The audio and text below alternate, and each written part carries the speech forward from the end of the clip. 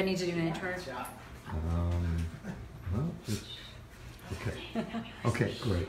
So can you talk to me a little bit about, we see the map over here. Sure. With sort of a major area that is part of the target of the state's coastal master plan for restoration projects. And the question always comes up, well, you know, what is the economic benefit of moving with this stuff? Absolutely. So from the GNO Inc. perspective, and I'll just introduce myself briefly, I'm Lacy McManus. I'm the Director of Program Development at Greater New Orleans Inc., or GNO Inc. as we're known locally. GNO Inc. is the Economic Development Alliance for the 10-parish Greater New Orleans region, and our mission is to act as a catalyst for wealth generation here in Southeast Louisiana. So our footprint incorporates many of the areas that are most vulnerable and really on the front lines of coastal land loss and erosion. So we approach and engage in the coastal space in really two key ways. One is from the, I guess you could say, existential perspective, recognizing that if we're not protecting so many of these areas, if we're not protecting these communities through coastal protection, through coastal rebuilding efforts, we're going to lose a lot of our critical economic assets, and we're going to lose our economic competitiveness as well. The second area that we approach the environmental sphere and the coastal restoration sphere from is opportunistic.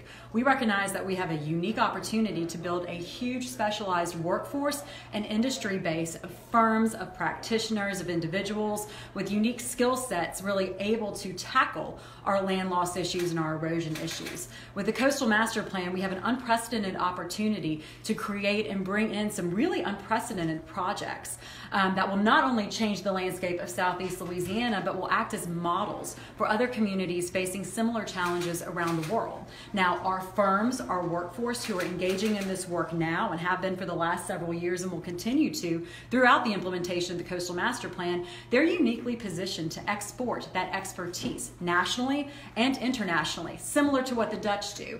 I think post-Katrina, New Orleans has become very familiar with Dutch models, Dutch firms, Dutch practices around water management. Well, in New Orleans, our firms have a unique opportunity to position themselves to compete directly with some of those Dutch peers and start to really elevate our expertise that we've honed and are continuing to hone through the implementation of the Coastal Master Plan. Okay. And some of the key projects that we're looking at? Can you point out where they are? Well, you know, on this map, this is actually, we should probably be at a bigger map to point out some of the main projects, but you can see a few of the diversions here and here that are being proposed along the Mississippi River. And what diversions are is they're large-scale infrastructure projects that are going to siphon off some of the sediment that's being brought and carried down the river now into these wetland areas to rebuild our wetlands. And the idea of these diversions is to do them in tandem and in conjunction with other restoration efforts. So they're not projects that are being done alone. They're being done in conjunction with projects like dredging, for instance, sometimes terracing, things of that nature. The Coastal Master Plan is a really robust set of various tools that can be used and applied to rebuild our coastal area. And the kinds of jobs that we're talking about? Great question. So what we know from the jobs and not just coastal restoration, but water management broadly speaking,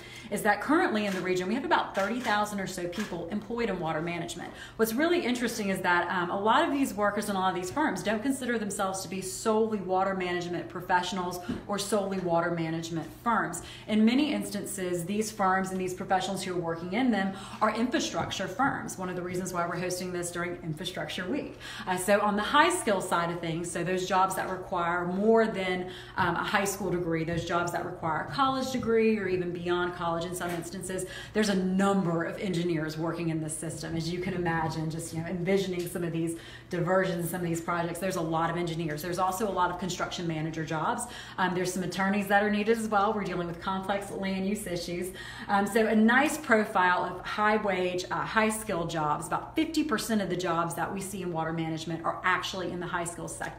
The other 50% is in the middle skill sector. So jobs that require more than a high school degree but less than a college degree. So certifications, associate's degrees, things like that. One of the things we say around the GNO Inc. office is everyone needs a welder. That's very true in the circumstance of coastal restoration. We need welders, we need pipe fitters, we need crane operators. We need engineering technicians. These are some of the top middle skill jobs that we need in the region, and these jobs pay well. And I think one of the most interesting things about the workforce that we need in coastal restoration and water management is that it's very much transferable to what we need in the energy sector as well, in the oil and gas sector. There's a very similar profile between these two industries, and frankly it's because both of these industries are relying on a lot of infrastructure work and a lot of expertise in the infrastructure field. Okay. Thank you very much. Appreciate Absolutely. Thanks for joining us. Appreciate it.